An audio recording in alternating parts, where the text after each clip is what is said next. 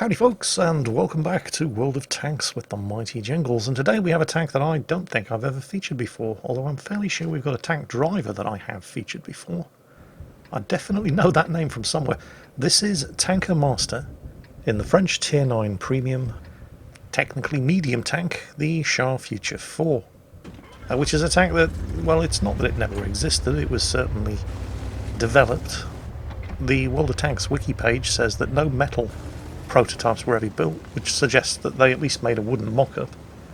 And apparently the work that went into the development of this thing wasn't a complete waste of time, because while the project was abandoned, information gained from developing this tank went into the development of the French Leclerc main battle tank.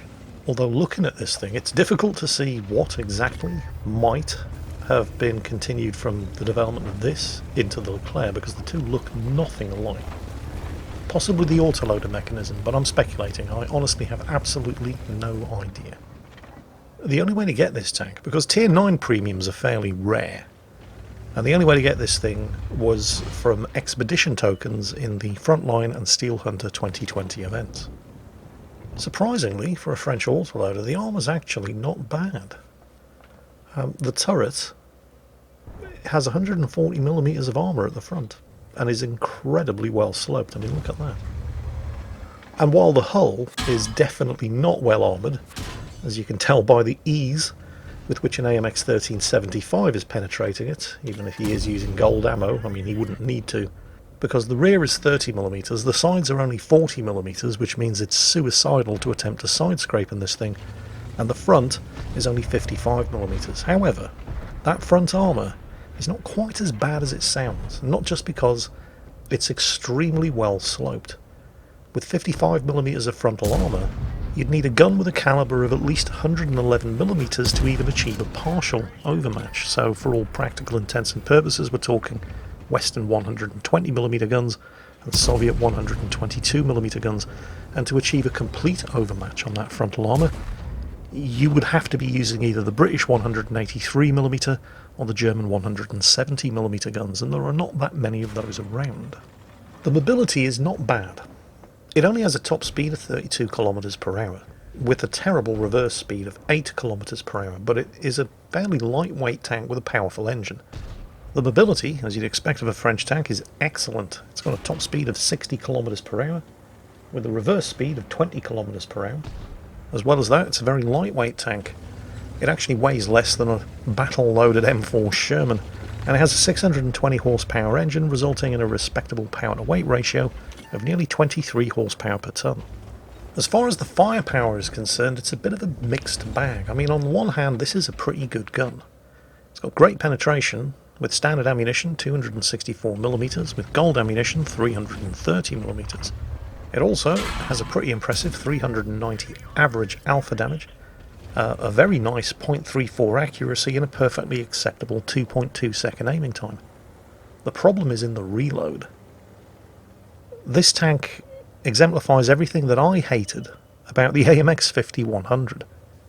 I know the AMX 5100 has its fans, and there are good reasons for it, but I was not one of them, and it was all down to the reload once you'd expended its autoloader. The 5100 has a 6-round autoloader that takes 50 seconds to reload. And it was that 50-second reload and the intra-clip reload of 2.47 seconds between each shell as you fired it when fully loaded that were the worst things about the AMX 5100. But compared to the Char Future 4, that's positively lightning fast. Now, it is true that the Char Future 4 only has a 40-second reload compared to the AMX 5100's 50-second reload, but in that length of time the AMX 5100 will load 6 shots, and the Char Future 4 only gets 4. So in actual fact, the Char Future 4 is loading its ammunition slower than even the AMX 5100, which was notorious for having, and still is notorious, for having a slow reload. And the intra-clip reload, the length of time you have to wait between each shot fired while fully loaded, is atrociously bad on the Char Future 4. It takes 4 seconds to load each shot, which means that even though you're only firing 4 shots compared to the AMX 5100's 6, for both tanks to empty their magazines while fully loaded, bearing in mind you get the first shot for free, It takes the Shah Future 4 12 seconds to empty its full magazine of 4 shots, and it takes the AMX 5100 12.35 seconds to empty its full magazine of 6 shots. All of which might go some way to explaining why it's taking this long, with 8 of his teammates dead.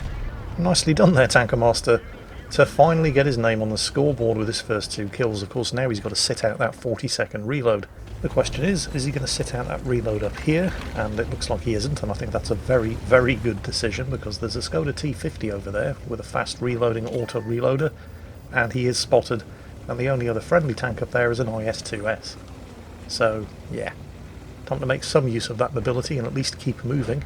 And this, of course, is the price that you pay for having the, well, I was going to say it's the price you pay for having monstrous burst damage with an autoloader, but you don't even have monstrous burst damage with the Shah Future 4, because it's 4 seconds between shots. But it's that sitting around looking at tanks that need shooting and not being able to do anything about it because you're sitting through that 40-second reload. Nice, okay, you got the T29.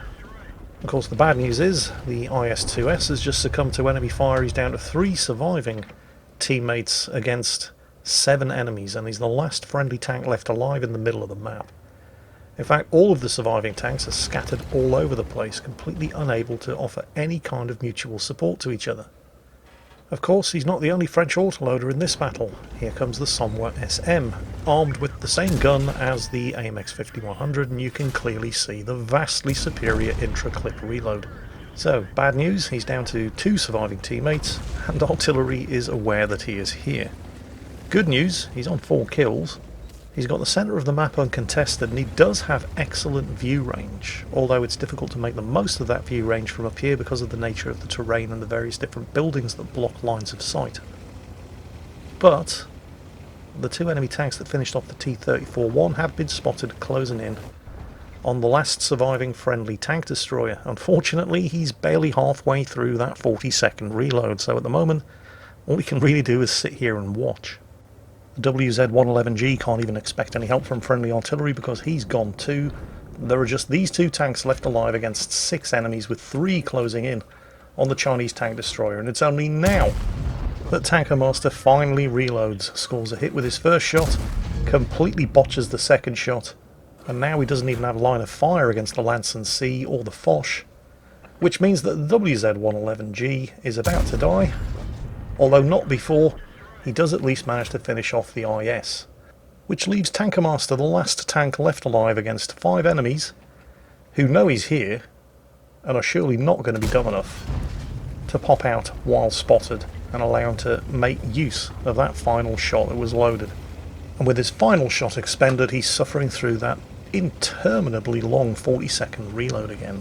Now, it's not that you can't do anything while you're waiting for the gun to reload, you just can't shoot at anything. You can at least scout out and spot your enemies and make a plan for what you're going to do when the gun is reloaded. And it appears that that's more or less exactly what Tanker Master is doing, although I have to admit at this point, I was thinking to myself, well okay, he's obviously going for the enemy artillery, so that's another kill, but, well, big deal. How exactly is that going to help him beyond killing the artillery? Because there's no way he's going to win by capping here. Even if he kills the artillery and starts capping, and even if there wasn't already an enemy tank capping his base, there are at least 2 tanks on the enemy team, the Foch and the Lanson C, that are easily fast enough to make it back over here and reset him should he attempt to start capping. But that's not what he's doing. It might be what at least some of the enemy tanks think he's doing, or at least they're thinking, well, whoever's in the cap circle, you can do that, but I'm going after the last kill, because here comes the Lanson C. Tanker Master is actually rushing back to attempt to reset the cap after killing the artillery, but surely he doesn't have the time to do it, especially after getting stopped along the way by this Lanson. Now, he was kind of lucky there, and that he took at least 1 shot on his turret front, which is very well sloped and 140mm thick. But the Lanson wasn't alone, and of course the KV-3 does have a gun of sufficiently high caliber to get a partial overmatch everywhere other than the turret front. And so of course the turret front is exactly where the KV-3 shoots him. Now, again, he's reloading, but you don't want to stick around trading shots with the KV-3, who doesn't screw up the second shot, when you've got a cap to reset and bare seconds left in which to do it. Takes a hit on the gun there, does not have the repair kit ready because he used it to fix his tracks, and he's going to need the accuracy, and he does actually manage to get the reset on the King Tiger. Didn't do any damage, but it doesn't matter, the hit was enough. Finishes off the Foch. Very careful to keep that farmhouse between himself and the King Tiger, who knows exactly where he is, waiting for the KV-3 because he's going to be coming. King Tiger's gone undetected, but you know exactly where he is.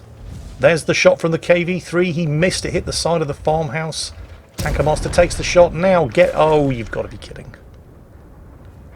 Poked out just enough around the side of the farmhouse for the King Tiger to hit him from the cap circle.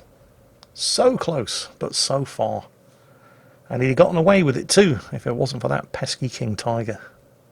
Radley Walters medal, 9 kills, 5,500 damage, and it could so very easily have been 10 kills, a Pool's medal, and a Kolobanov's medal to go with it, but it was just not to be.